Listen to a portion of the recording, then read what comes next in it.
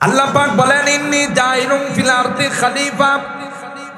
আদমকে আসমানে রাখার জন্য, জান্নাতে রাখার জন্য আল্লাহ বানান নাই, দুনিয়াতে প্রেরণ করার জন্য আল্লাহ বানাইছেন। ঠিক কিনা বলেন? সুতরাং আল্লাহ পাক একটা রাস্তা বের করে দিলেন, সব খাইবা শুধু এটা খাইবা। সুবহানাল্লাহ বলেন। সুতরাং এখানে যদি কেউ বলে আদমও তো আল্লাহর কথা মানে নাই, আল্লাহর কসম বলতে দেরি হবে, বেঈমান হতে দেরি হবে না। কথা বলেন ঠিক কিনা? আর হারাম হযরত মুসা পয়গম্বর অঙ্গীকারনামা পেশ করে হযরত খিজিরের সঙ্গে ভর্তি হয়ে গেলেন, ছাত্রকে নিয়ে রওনা দিলেন। নদী পার হবে, ওপার থেকে একজন মাঝি দেখলো যে খিজিরের মতো আল্লাহর ওলি দেখা যায়। সুবহানাল্লাহ। দৌড়ায় এসে তিনি নৌকা দিয়ে নদী পার করে দিলেন। হযরত খিজির নদীর ওই পারে যার পার ভাড়া দিতে চাইলেন যে তুমি কষ্ট করে চালায় নিয়ে আসছো, তোমাকে নৌকার ভাড়া দিই। নৌকার মাঝি কয় হুজুর শরম দিন, আপনার মতো আল্লাহর ওলি আমার নৌকাতে সওয়ার হয়েছেন, এটাই তো আমার জন্য অনেক ভাগ্যের বিষয়, তাই টাকা লাগবে না, দোয়া দিলেই চলবে। এরকমের কিছু মানুষ আমাদের সমাজে আছে না?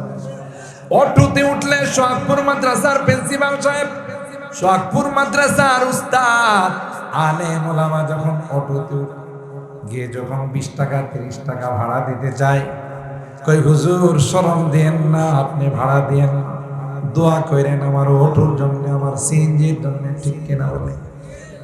আবার উল্টাটাও আছে, ভাড়া যদি হয় 20 টাকা, আপনার কাছে নিবে 50 টাকা। জিজ্ঞাসা করলে এত টাকা ভাড়া কেন ফুরায় উঠলেন না কিনলে? কথা কয় না। তার মানে আলেম ওলামা দেখলেই হের চুলকানি উঠে। এরকম আছে না নাই? এরকম আছে। হযরত মুসা পয়গম্বর সাথে সাথে প্রশ্ন করলেন, ক্বালা আখরাকতাহা লিতুগরিকা আহলাহা লাকাদ জিতা শাইআন নুকরা। এজন্য ফেরেশতারা যখন বললেন লা ইয়াখলুকা রাব্বুনা খালকান আকরামা আলাইহি মিন্না, আমাদের চাইতে বেশি জাননেওয়ালা কাউকে আল্লাহ বানাবে না। আল্লাহ পাক রব্বুল আলামিন শুধু জবাব দিয়েছিলেন, ইন্নী আ'লামু মা লা তা'লামুন, আমি যা জানি তোমরা তা জানো না, বেশি পণ্ডিতি করবা না। আল্লাহ পাক মুখে কোনো জবাব না দিয়ে প্র্যাকটিক্যালে বাস্তবে আল্লাহ পাক জবাব দিলেন। একটা বিশাল মাজলিস কায়েম করলেন, ক্লাস দানের ব্যবস্থা করলেন, যেখানে সমস্ত ছাত্র হলো নূরের ফেরেশতারা, একজন মাত্র ছাত্র হলো মাটির আদম। ওয়া আল্লামা আদামাল আসমাআ কুল্লাহা সুম্মা আরাদাহুম আলাল মালাইকা ফাকালা আম্বিউনি বিআসমাই হাউলা ইন কুনতুম সাদিকিন। সমস্ত বস্তুর নাম শিখাইলেন। ওই ক্লাসের মধ্যে নাম শেখানোর পর আল্লাহ সুম্মা আরাদাহুম আলাল মালাইকা, বস্তুগুলোকে আল্লাহ পাক মুসাম্মায়াতগুলোকে ফেরেশতাদের সামনে পেশ করে দিয়ে বললেন, তোমরা সমস্ত বস্তুর নামগুলো আমাকে শোনাও। ভাই আল্লাহ বলেন, না না, কেউ পারে নাই। একটা বস্তুর নাম ফেরেশতারা শুনাইতে পারে না। একটা পর্যায়ে তারা সারেন্ডার করলো, ক্বালু সুবহানাকা লা ইলমা লানা ইল্লা মা আল্লামতানা ইন্নাকা আনতাল আলিমুল হাকীম। সারেন্ডার করে বলল, আল্লাহ আমরা কিছুই জানি না, কি শিখেছিলে ভুলে গিয়েছিলাম, কোন বস্তুর নাম শোনানো আমাদের পক্ষে সম্ভব নয়। আল্লাহ পাক আদমকে ডাক দেয়া বলে, ইয়া আদম আম্বিউহুম বিআসমাইহিম। আদম তুমিও তো ক্লাসের মধ্যে ছিলা, তোমার পক্ষে কি সম্ভব হবে এগুলোর নাম শোনানো? আল্লাহু আকবার বলেন। হযরতে আদম আলাইহিস সালাম বলতে দেরি হয়, সমস্ত বস্তুর নাম ফাসাম্মা কুল্লা শাইইন বিইসমিহি ওয়া হিকমাতিহি আল্লাতী খুলিকা লাহা। হযরতে আদম শুধু বস্তুর নাম নয়, কোন বস্তুটা কত প্রকার এবং কাকে কি জন্য বানাইছেন, কখনো আল্লাহর কাছে আরবিতে বলে, কখনো ইংরেজিতে বলে, কখনো বাংলাতে বলে, কখনো হিন্দিতে বলে, কখনো উর্দুতে বলে, কখনো ফার্সিতে বলে। সুবহানাল্লাহ বলে। আল্লাহ পাক রব্বুল আলামিন সর্বপ্রথম মানব যাকে সৃষ্টি করেছেন আমরা সকলেই জানি, সাইয়্যিদনা হযরতে আদম আলা নবিয়িনা ওয়া আলাইহিস সালাতু ওয়াস সালাম। তাকে সৃষ্টি করার 50,000 বছর পূর্বে ফেরেশতাদেরকে লক্ষ্য করে আল্লাহ তাআলা বলেছিলেন, ইন্নী জাইলুন ফিল আরদি খলিফা। আমি আমার জমিনে আমার প্রতিনিধিত্ব করার জন্য আমার খলিফা বানাবো, তিনি হবেন হযরতে আদম। জাইলুন ফিল আরদি খলিফা। ফেরেশতাদের সামনে এই কথা ব্যক্ত করার পর ফেরেশতারা তখন আল্লাহকে বলেছিলেন, আতাজআলু ফিহা মান ইউফসিদু ফিহা ওয়া ইয়াসফিকুদ দিমা। হে আল্লাহ, আপনি এমন জাতি বানাবেন যারা জমিনে গিয়ে মারামারি, কাটাকাটি, হানাহানিতে লিপ্ত হবে। নাহনু নুসাব্বিহু বিহামদিকা ওয়া নুকদ্দিসু লাক। আমরাই তো আপনার ইবাদতের জন্য, পবিত্রতা বর্ণনা করার জন্য, প্রশংসা করার জন্য যথেষ্ট। কি দরকার এমন জাতি বানানোর যারা দুনিয়া থেকে মারামারি, কাটাকাটি, হানাহানি, রক্তপাত, দাঙ্গা হাঙ্গামায় লিপ্ত হবে? এই ভেটু দিয়েছিল ফেরেশতারা। আল্লাহ পাক সংক্ষিপ্ত ভাবে জবাব দিয়েছিলেন, ইন্নী আ'লামু মা লা তা'লামুন। আমি যা জানি তোমরা তা জানো না। কাদেরকে বানাবো, এরা পৃথিবীতে গিয়ে কি করবে, এটা আমি যা জানি তোমরা জানো না। কথা কম বলো। তাফসীরের কিতাবের মধ্যে আসে, ফেরেশতারা আরেকটা কথা মনে মনে গোপন করেছিল, লা ইয়াখলুকা রাব্বুনা খালকান আকরামা আলাইহি মিন্না ওয়ালা আ'লাম। যদি আল্লাহ আদমকে বানায়, আমাদের চাইতে বেশি সম্মানিত হবে না, আমাদের চাইতে বেশি জাননেওয়ালা হবে। এটা ফেরেশতারা মনে মনে গোপন করেছে। মনে মনে কিছু গোপন করলে সেটাও কি আল্লাহ জানেন না? জানেন না। সময় লাগে। চোখের ইশারা কে কি বলে সেটাও তো আল্লাহ জানে, তাই না? ইয়ালামু খাইনাতাল আয়ুন ওয়া মা তুখফিস সুদূর। তোমাদের চোখের ইশারায় কি বলো এটা আমি আল্লাহ জানি, ঠিক না? তাইলে ফেরেশতারা যে মনে মনে গোপন করছে যে আল্লাহ যদি কাউকে বানায় আমাদের চাইতে বেশি দামি, বেশি জাননেওয়ালা, আর এই শব্দটা আল্লাহর কাছে পছন্দনীয় নয়। কেউ নিজেকে এই কথা বলা, আমি অনেক জানি, আমি অনেক বেশি সম্মানিত, ওয়ালা তুযাক্কু আনফুসাকুম হুয়া আ'লামু বিমান ইত্তাকা। আপনারা জানেন সাইয়্যিদনা হযরতে মুসা কালিমুল্লাহ এক বিশাল মাহফিলে আলোচনা করতেছিলেন। শ্রোতা একজন বললেন, ওগো আল্লাহর পয়গম্বর, আপনি যে সুন্দর আলোচনা এই জামানায় আপনার চাইতে বেশি জাননেওয়ালা কেউ আছে, বা সবচাইতে বেশি জাননেওয়ালা ব্যক্তিকে? হযরত মুসা কালিমুল্লাহ বলেছিলেন আনা, আমি। এই শব্দটা আল্লাহর কাছে পছন্দ হয় নাই, যদিও ওনার জবাব 100% সঠিক, ঠিক না?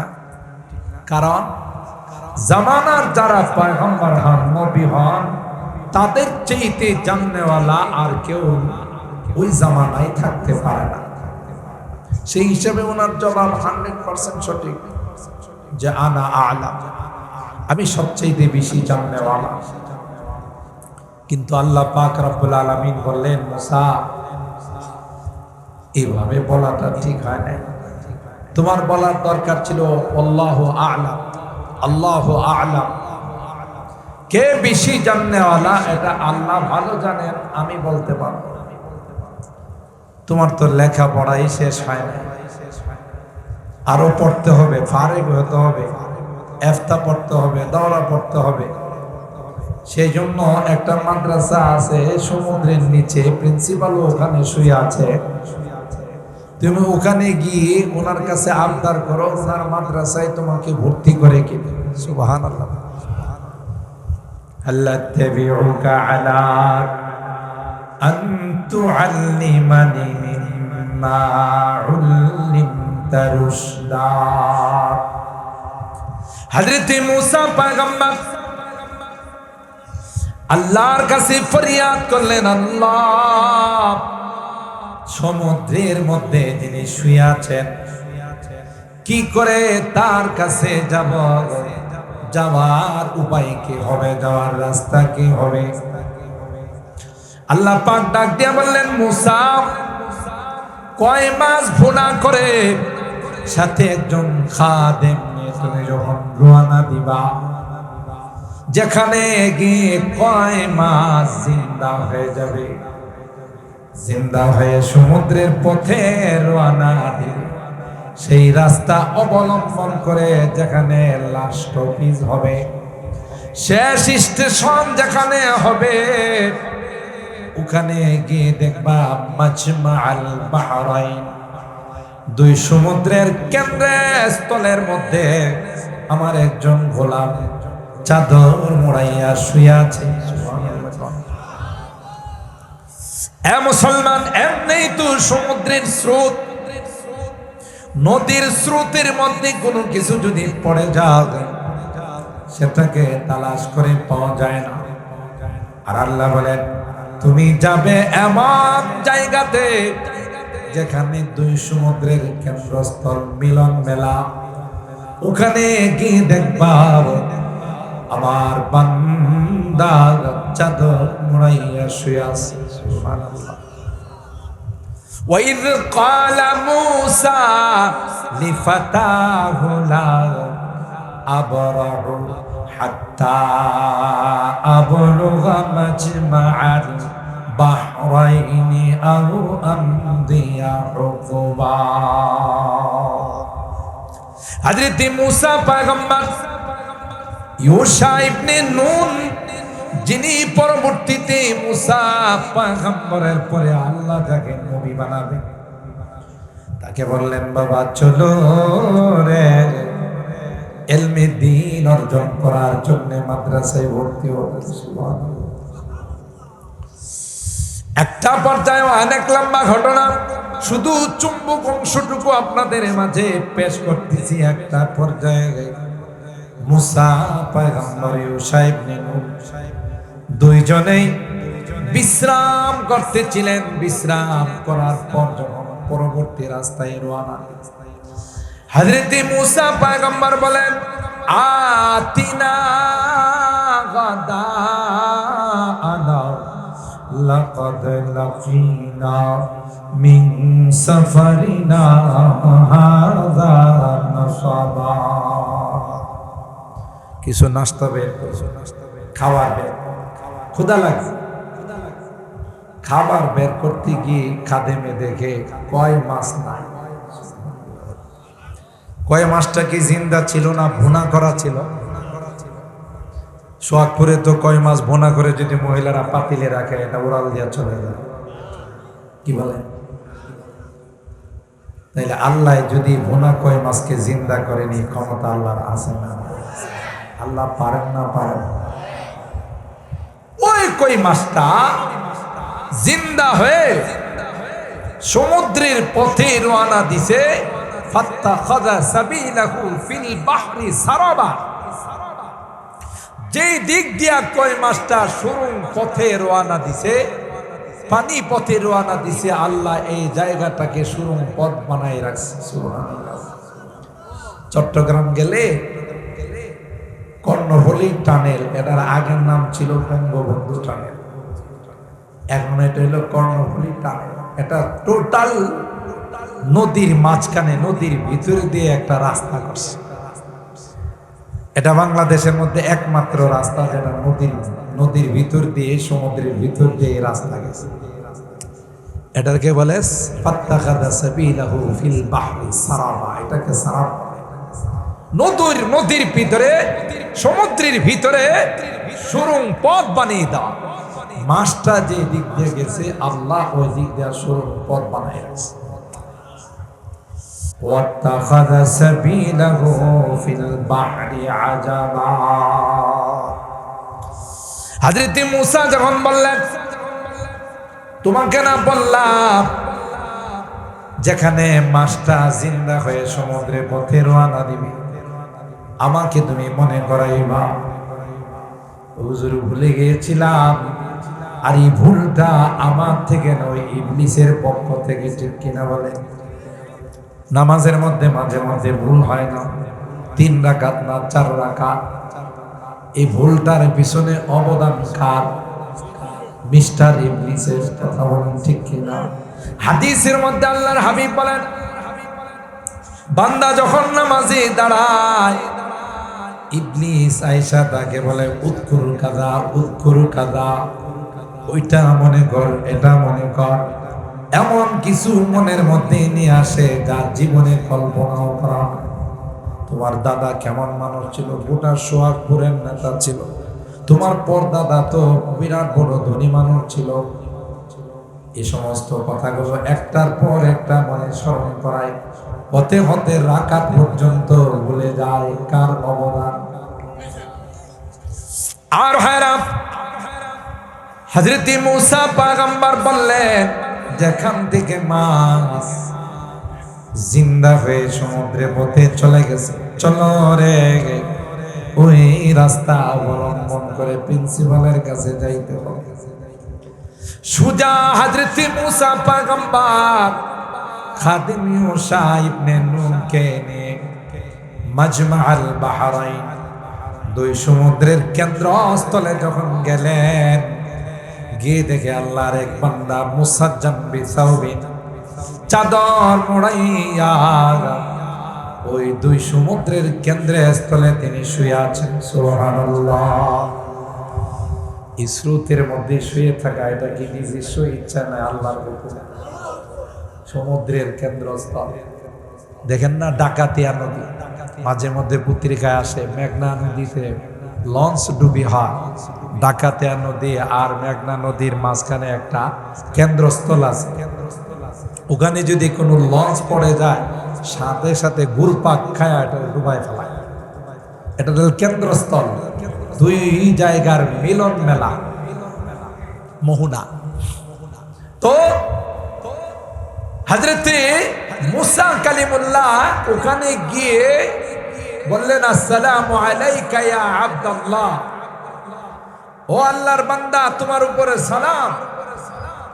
তিনি চাদর মাদর কিছুই খুলেন নাই, চাদরের ভিতর থেকে জবাব দেন, ওয়া আলাইকা সালাম ইয়া মূসা নবী আল্লাহ। আর আস্তে সুবহানাল্লাহ। আগে সুবহানাল্লাহ জোরে বললে ভয় ছিল যে না জানি রে কুবরা চিতা পুলিশ এসে ধরে নিয়ে যায় কি। এখন কি আর এই ভয় আছে? যারা এই ভয় দেখাইতো আর আলেম ওলামা টুপি দাড়িওয়ালাদেরকে মৌলবাদ করে গালি দিত, লাঠি চালান দিলে পাওয়া, কথা বলে। এরা না, এরা যাদের উত্তরসূরি তাদের ইতিহাস একই। কোরআনের বিরোধিতা যারাই করেছে, অতীতের ইতিহাস বলে একটার অস্তিত্ব খুঁজে পাওয়া যাবে না। সবগুলোর মধ্যে কপালে শুধু জুতার পিটা ছাড়া আর কিছু নেই। অতীত ভুলে গেলে বড় দুর্ভাগ্য, ঠিক কিনা বলেন? হযরত মুসা কালিমুল্লাহ আশ্চর্য হয়ে বললেন, ওগো আল্লাহর বান্দা, জীবনে তোমার সঙ্গে আমার দেখা নাই, জীবনে কোনোদিন মোলাকাত হয় নাই, কি করে বুঝলে আমি যে বনি ইসরাইলের পয়গম্বর মুসা? তিনি বলেন, আমি যে এখানে শুয়ে রয়েছি আপনি কি করে জানলেন? সুবহানাল্লাহ। আমি যে এখানে শুয়ে আছি আপনি জানলেন কেমন করে? আল্লাহ আমাকে জানাইছেন। কই যে আল্লাহ আপনাকে জানাইছেন আমি এখানে শুয়ে আছি, সেই আল্লাহ আমাকে ফোন দিয়ে বলছেন একজন ছাত্র আসতেছে, ভর্তি করে নিছে। ক্বালা হাল আত্তাবিউকা আলা আন তুআল্লিমানি মিম্মা উল্লিমতা রুশদা। হযরত মুসা পয়গম্বর আরজি পেশ করলেন, ওগো আল্লাহর বান্দা, অনেক কষ্ট করে অনেক দূর থেকে আসছি আপনার মাদ্রাসায় ভর্তি হওয়ার জন্য। তিনি বলেন, ক্বালা ইন্নাকা লান তাস্তাতিআ মাইয়া সাবরা। না না না, আমার মাদ্রাসার নিয়ম কানুন বড় কড়া। 1 নম্বর শর্ত হইল মোবাইল ব্যবহার করা যাবে না। এখনকার ছাত্রদেরকে যদি বলা হয়, বাবা তোমার মোবাইল ধরা পড়ছে, দেওয়া যাবে না। হুজুর মোবাইলটা দেন, প্রয়োজনে মাদ্রাসা থেকে চলে যাবে। কথা না, মোবাইলের এতটাই পাগল, প্রয়োজনে মাদ্রাসা ত্যাগ করতে রাজি, কিন্তু মোবাইল ত্যাগ করতে রাজি। এই মোবাইল গোটা যুব সমাজটাকে, ছাত্র সমাজটাকে ধ্বংসের পথে নিয়ে গেছে। আর শয়তান এতটাই চালু, এই শয়তান মোবাইলের মাধ্যমে মুসলমানদের মসজিদের মধ্যে গান ঢুকে দিতেছে। যত খারাপ লোকই হোক, কেউ কখনো মসজিদের ভিতরে গান বাজানোর দুঃসাহসিকতা দেখাবে না, স্পর্ধা দেখাবে না। কিন্তু এখন নামাজে ইমাম সাহেব আল্লাহু আকবার কয়, আর এই বিদর্শনা বন্ধুর গান শুরু হয়, হিন্দি গান শুরু হয়। এটা হলো শয়তানের পলিসি, ঠিক কিনা বলে? শয়তানের কাজ করছে। কয় তুমি আমার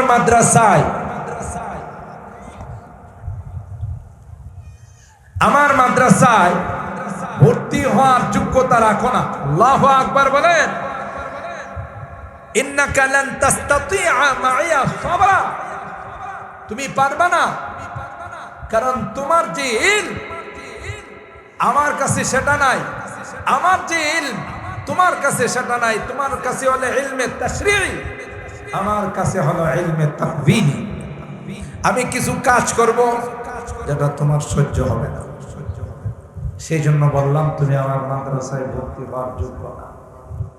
মুসা আলাইহিস সালাম কয়, হ্যাঁ মেহেরবানি করে আমার একটু ভর্তি করেন। ক্বালা সাতাজিদুনি ইনশাআল্লাহু সাবিরা ওয়ালা আ'সি লাকা আমরা। আমি ভর্তি হলে মাদ্রাসার সমস্ত নিয়ম কানুন মাইনা চলবো, তবু আমাকে একটু ভর্তি করেন। আসলে আল্লাহ কয়, আমা কেন বললা? আমি সবচাইতে বড়, এখন মাদ্রাসায় ভর্তি নেয় না তুমি। কাহিনীটা বুঝছে?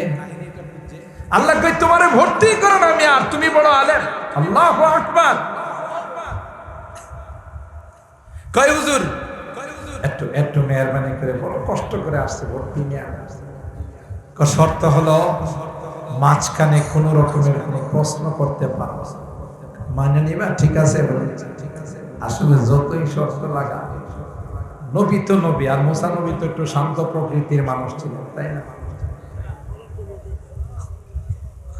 জালালি তৈরি, কোনো একটা কিছু দেখবে বা সাথে সাথে একটু যিনি বাবা আদম আলাইহিস সালামের সাথে রূহের জগতে দেখা হওয়ার বাপরে সারে নাই। মিশকাত শরীফের হাদিস, উলামায়ে কেরাম মসজিদে বড় বড় উলামায়ে কেরাম রূহের জগতে হযরত আদমের সাথে দেখা। আদম আলাইহিস সালাম রে কয়, আপনি আমাদের বাবা আদম, আনতা আবুনা ওয়া সাইয়্যিদ খালাকাকাল্লাহু বিয়াদিহি ওয়া নাফাখা ফীকার রূহ ওয়া আসজাদা লাকাল মালায়েকা। আপনাকে আল্লাহ নিজের হাতে বানাইছেন, নিজে আল্লাহ আপনার দেহের মধ্যে রূহ দান করছেন, সমস্ত ফেরেশতা দিয়ে সিজদা করাইছে। আমি আলোচনায় আসবো, মূলত তিলাওয়াত করছি। এই ঘটনার দ্বারা আল্লাহ কি মেসেজ দিতে চাচ্ছেন সেটা বোঝানো। তো আল্লাহ পাক আপনাকে বললেন, ওয়াকুলা মিনহা রাগাদান হাইতু শিতুমা, যা ইচ্ছা তা খাও, যেখানে ইচ্ছা সেখানে যাও। ওয়ালা তাকরাবা হাদিহি শাজারা, এই গাছের ফল খাইবা দূরের কথা, ধারে কাছে হবে। তো আপনার এতগুলো গাছের ফল দিয়া কি হয় না? পেট ভরে নাই, না করছো ওইটাও খাওয়া লাগছে। সুবহানাল্লাহ। কেন এটা খাইলেন? খায়া আপনি নিজেও জান্নাত থেকে বাইর হইছেন, আমাদেরকেও বাইর করছেন। সুবহানাল্লাহ বলেন না? কে বলতেছে? হযরত মুসা কালিমুল্লাহ। বাপ তো বাপই, বাপ তো পোলার মতো এরকম তাড়াহুড়া করলে হবে না, ঠিক না? হযরত আদম বললে, তুমি তো বনি ইসরাইলের জালিলুল কদর পয়গম্বর মুসা, তোমার উপর কি আল্লাহ তাআলা আসমানি কোন কিতাব নাযিল করছেন? কি নাম? তাওরাত। ওখানে কি আদম সম্পর্কে কোনো বর্ণনা আছে? হ্যাঁ আছে। কি আছে? ফাআসা আদম ওয়া আসা আদম রাব্বাহু ফাগাওয়া। আদমরে না করব, তারপর খায় ফেলাইব।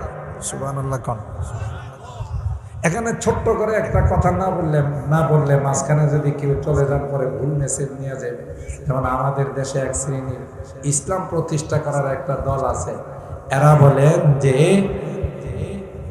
কোই ভি তানকিস সে বালাতর नहीं, নবী সহ পৃথিবীর কেউ সমালোচনার ঊর্ধ্বে নয়। আপনাদের নাউজুবিল্লাহর আওয়াজে মনে হয়েছে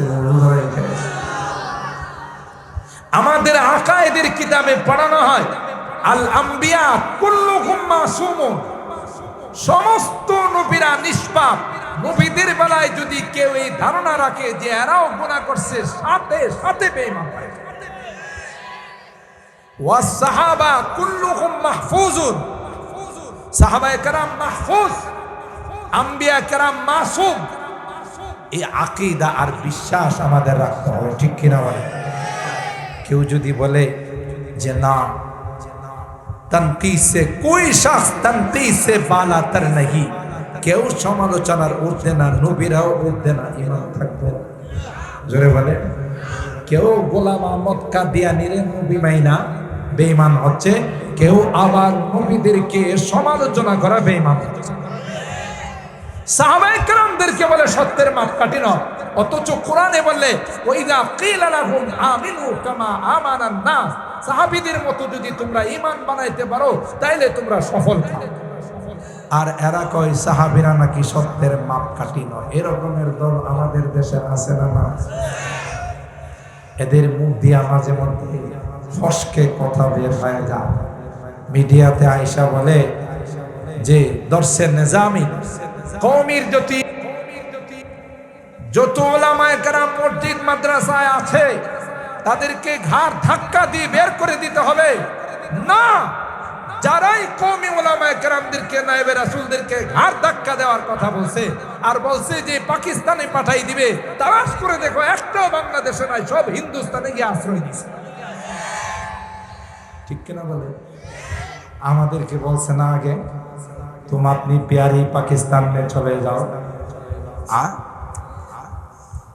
আমরা কোনোদিন তাদেরকে বলি নাই যে तुम अपनी प्यारी हिंदुस्तान में चले जाओ, কিন্তু আছে কোন? আরে ভাই বলে না, কোথায় আছে? এত সহজ। এরা নায়েবে রাসূল জীবন কুরবানি করে ইলমে ওয়াহি পৃথিবীর জন্য গোটা জীবন অক্ষ করে দিয়েছে, তাদের বিরুদ্ধে যারাই কথা বলবে, কোরআনের এই সকল প্রতিষ্ঠানের বিরুদ্ধে যারা কথা বলবে, ইতিহাসের পাতা খুলে দেখুন একটারও অস্তিত্ব খুঁজে পাওয়া যাবে না। যত বাহাদুরি দেখা, বাহাদুরি সব শেষ হয়ে যাবে। কথা বলেন ঠিক কিনা? তো এখানে এই প্রশ্নের জবাবটা না দিলে আপনারা বিভ্রান্ত হবেন। দেখছো, আদম রে আল্লাহ না করছে, খায় বানাইছে, আল্লাহর কথাই মানে না। আচ্ছা, আমি আপনাদের জিজ্ঞাসা করতে চাই, হযরতে আদম আলাইহিস সালাম মুসা আলাইহিস সালামকে জিজ্ঞাসা করলেন, এই তাওরাতে আমার ব্যাপারে কোনো কথা আছে বলে? আছে। কি আছে? আমি না করব, তারপরও আদম খায় ফেলাইব। তখন তিনি প্রশ্ন করলেন, তাওরাত কিতাবে কি আমার জন্মের পরে লেখা না আগে? আপনার জন্মের কত আগে আল্লাহ লৌহে মাহফুজের মধ্যে লিখে রাখছেন আল্লাহর বাণী। আচ্ছা বাবা, তুমি একটা শিক্ষিত ছেলে হয়ে যে বিষয় আল্লাহ আমার জন্মের আগে লিখে রাখছেন, এমন একটা বিষয় নিয়ে তুমি আমারে দোষারোপ করতেছ। তুমি তো শিক্ষিত ছেলে, বুদ্ধিমান ছেলে, এমন বিষয় নিয়ে তো আমাকে তুমি দোষারোপ করার কথা না। বলো তো দেখি, যেই বিষয় আল্লাহ আমার উপর নির্ধারণ করে রাখছেন, এটা কি আমি ওভারটেক করতে পারবো? ওয়াকুল্লু শাইইন ফাআলুহু ফিজ যুবুর ওয়া কুল্লু সগীরিন ওয়া কাবীরিন মুস্তাতাব। যা করবে সব ওখানে লিপিবদ্ধ আছে, কেউ এটাকে ওভারটেক করতে পারবে না। খিরকায়ে তাকদীর কো মুমকিন নাহি করনা রে ফো, খিরকায়ে তাকদীর কো मुमकिन नहीं करना रे फू, सुज़ने तदबीर से कर उमर भर सीते रहो। কবি বলেন, ভাগ্যের লিখন যায় না খণ্ডন, আল্লাহর পক্ষ থেকে যা নির্ধারণ করা আছে এটা কোনোভাবে খণ্ডন করা যাবে না, ওভারটেক করা যাবে না। তাই আল্লাহ পাক হযরতে আদমকে সৃষ্টি করার পূর্বে ফেরেশতাদেরকে বলেছিলেন, ইন্নী জাইলুন ফিল আরদি খলিফা। আসমানের মধ্যে নয়, জান্নাতের মধ্যে নয়, আল্লাহ বলেন ফিল আরদি খলিফা, আমার জমিনে আমার প্রতিনিধিত্ব করার জন্য আমি আল্লাহ একজন আদম বানাবো। সুতরাং জান্নাতে রাখার জন্য আদমকে বানায় নাই, বরং আল্লাহর জমিনে খেলাফত কায়েম করার জন্য আদমকে বানাইছেন। ঠিক কিনা বলেন? এই অপারেটর কো, তোমার এটা শুধু এদিকে চলে যাবে, এটা আমি কই দিতে যাও, এদিকে একটু এদিকে আসো।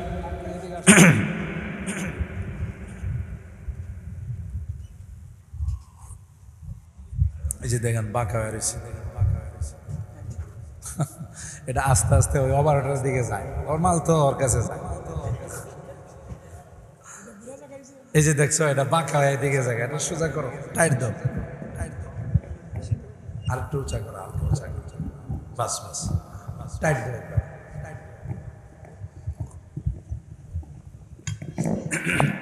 এখন ঠিক আছে।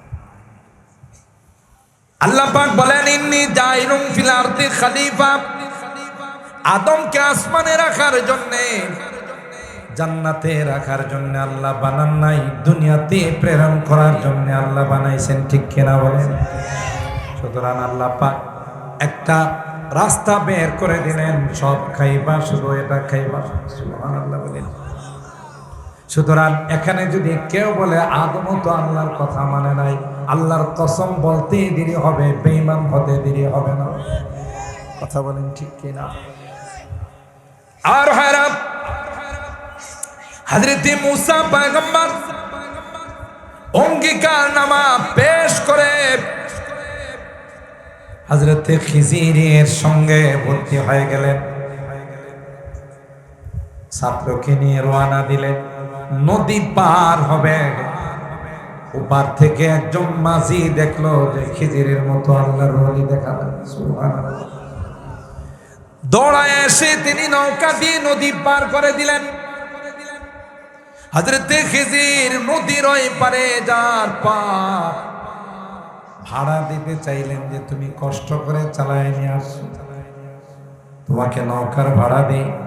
নৌকার মাঝি কয়, হুজুর শরম দিন, আপনার মতো আল্লাহর ওলি আমার নৌকাতে সওয়ার হয়েছেন, এটাই তো আমার জন্য অনেক ভাগ্যের বিষয়, তাই টাকা লাগবে না, দোয়া দিলেই চলবে। এরকমের কিছু মানুষ আমাদের সমাজে আছে না?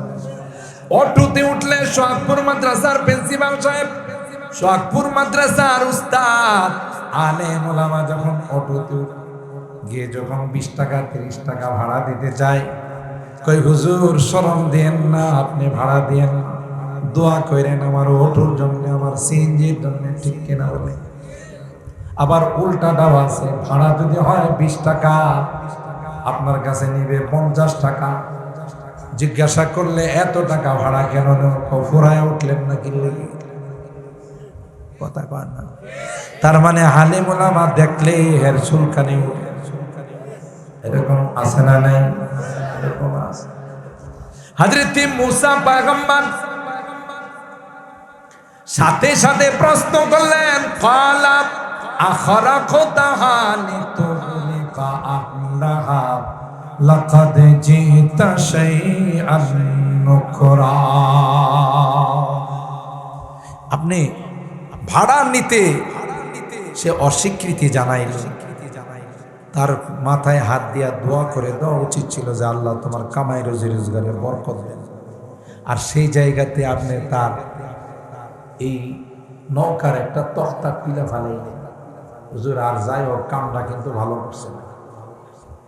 এই খেজির আলাইহিস সালাম কর্মিয়া, তোমার আমি আগেই কইছিলাম তুমি আমার মাদ্রাসায় ভর্তি হওয়ার যোগ্য। কি হলো? নৌকা তক্তা খোলার কারণে কি হবে? কইটা ডুবে মারা যাবে, এটা দিয়ে আর ইনকাম করতে পারবে না। খিজির আলাইহিস সালাম বলেন, আপনি যখন দুনিয়াতে আসছিলেন, আপনার মা আপনাকে একটা কাঠের বাক্সের মধ্যে করে সমুদ্রে ভাসাই দিয়েছিল। কয় টন কয় মন পানি ঢুকছিল আপনার বাক্সে। মুসা আলাইহিস সালাম মাথায় হাত দেয়া কই, ইয়া আল্লাহ, এই বেড়া দিয়ে আমার ছোট কালের খবর জানে। আল্লাহ কই, বুঝো নাই, তোমার যে সুরম পথে নিয়ে ওখানে দেখা করাইলাম, একটা সময় আসবে যে সময় তোমার সমস্ত বংশধরদেরকে নিয়ে লোহিত সাগর পাড়ি দিতে হবে। এটা অগ্রিম তোমাকে আমি নদী পার করে এটা দেখাই দিলাম। আমার ভাইরা, ঘটনা অনেক লম্বা। আল্লাহ পাকের কাছে আমি এটা পছন্দনীয় না। সুবহানাল্লাহ। এই জন্য ফেরেশতারা যখন বললেন লা ইয়াখলুকা রাব্বুনা খালকান আকরামা আলাইহি মিন্না, আমাদের চাইতে বেশি জাননেওয়ালা কাউকে আল্লাহ বানাবে না। আল্লাহ পাক রব্বুল আলামিন শুধু জবাব দিয়েছিলেন, ইন্নী আ'লামু মা লা তা'লামুন, আমি যা জানি তোমরা তা জানো না, বেশি পণ্ডিতি করবা না। আল্লাহ পাক মুখে কোনো জবাব না দিয়ে প্র্যাকটিক্যালে বাস্তবে আল্লাহ পাক জবাব দিলেন। একটা বিশাল মাজলিস কায়েম করলেন, ক্লাস দানের ব্যবস্থা করলেন, যেখানে সমস্ত ছাত্র হলো নূরের ফেরেশতারা, একজন মাত্র ছাত্র হলো মাটির আদম। ওয়া আল্লামা আদামাল আসমাআ কুল্লাহা সুম্মা আরাদাহুম আলাল মালাইকা ফাকালা আম্বিউনি বিআসমাই হাউলা ইন কুনতুম সাদিকিন। সমস্ত বস্তুর নাম শিখাইলেন। ওই ক্লাসের মধ্যে নাম শেখানোর পর আল্লাহ সুম্মা আরাদাহুম আলাল মালাইকা, বস্তুগুলোকে আল্লাহ পাক মুসাম্মায়াতগুলোকে ফেরেশতাদের সামনে পেশ করে দিয়ে বললেন, তোমরা সমস্ত বস্তুর নামগুলো আমাকে শোনাও। ভাই আল্লাহ বলেন, না না, কেউ পারে নাই, একটা বস্তুর নাম ফেরেশতারা শুনাইতে পারে না। একটা পর্যায়ে তারা সারেন্ডার করলো, ক্বালু সুবহান সুবহানাকা লা ইলমা লানা ইল্লা মা আল্লামতানা ইন্নাকা আনতাল আলিমুল হাকীম। সারেন্ডার করে বলল, আল্লাহ আমরা কিছুই জানি না, কি শিখেছিলে ভুলে গিয়েছিলাম, কোন বস্তুর নাম শোনানো আমাদের পক্ষে সম্ভব নয়। আল্লাহ পাক আদমকে ডাক দেয়া বলে, ইয়া আদম আম্বিউহুম বিআসমাইহিম। আদম তুমিও তো ক্লাসের মধ্যে ছিলা, তোমার পক্ষে কি সম্ভব হবে এগুলোর নাম শোনানো? আল্লাহু আকবার বলেন। হযরতে আদম আলাইহিস সালাম বলতে দেরি হয়, সমস্ত বস্তুর নাম ফাসাম্মা কুল্লা শাইইন বিইসমিহি ওয়া হিকমাতিহি আল্লাতী খুলিকা লাহা। হযরতে আদম শুধু বস্তুর নাম নয়, কোন বস্তুটা কত প্রকার এবং কাকে কি জন্য বানাইছেন, কখনো আল্লাহর কাছে আরবিতে বলে, কখনো ইংরেজিতে বলে, কখনো বাংলাতে বলে, কখনো হিন্দিতে বলে, কখনো উর্দুতে বলে, কখনো ফার্সিতে বলে। সুবহানাল্লাহ বলে। তাফসীরের কিতাবের মধ্যে আসে, হযরতে আদমের সন্তান কিয়ামত পর্যন্ত যতগুলো ভাষা ব্যবহার করবে, সমস্ত ভাষায় আল্লাহর কাছে হযরতে আদম সমস্ত বস্তুর নাম এবং তার প্রকার কোনটা দিয়ে কি কি হয় সবগুলো একসাথে আল্লাহর কাছে শোনাই দিলেন। তাহলে আল্লাহর বোর্ডের মধ্যে 1 নাম্বার হলো কে? কথা কয় না। মাটির আদম ফার্স্ট ক্লাস হয়েছেন কিসের দ্বারা? অস্ত্রের দ্বারা, নিজের বাহুবলের দ্বারা না, ইলমে ওহীর দ্বারা। গোটা 7 আসমানকে হযরতে আদম আলোকিত করে ফেলছেন। সুবহানাল্লাহ। আল্লামা রুমি রাহমাতুল্লাহি আলাইহি বলেন, আদমে খাকিজে হক আমুক্তি, আদমে খাকিজে হক আমুক্তি, তাব হাফতাম আসমা আফরুক্তি। মাটির আদম গোটা 7 আসমানকে ইলমে ওহীর আলোর দ্বারা, ইলমে নববীর আলোর দ্বারা গোটা 7 আসমানকে তিনি আলোকিত করে ফেললেন। তাইলে বোঝা গেল আদম সমস্ত বস্তুর নাম শোনায়া আল্লাহর বোর্ডের মধ্যে 1 নাম্বার হয়ে গেল। সুবহানাল্লাহ। 1 নাম্বার হলে মাদ্রাসার পক্ষ থেকে পুরস্কার দেয় না? সোয়ারপুর দারুল মাদ্রাসা থেকে যারা এদারাতে 1 নাম্বার হয়, বেফাকে 1 নাম্বার হয়, মাদ্রাসা কর্তৃপক্ষ তাদেরকে পুরস্কার দেয় না? আল্লাহ বলেন, আদম আমার বোর্ডের মধ্যে 1 নাম্বার হয়েছে, তাকে আমি পুরস্কার দেব।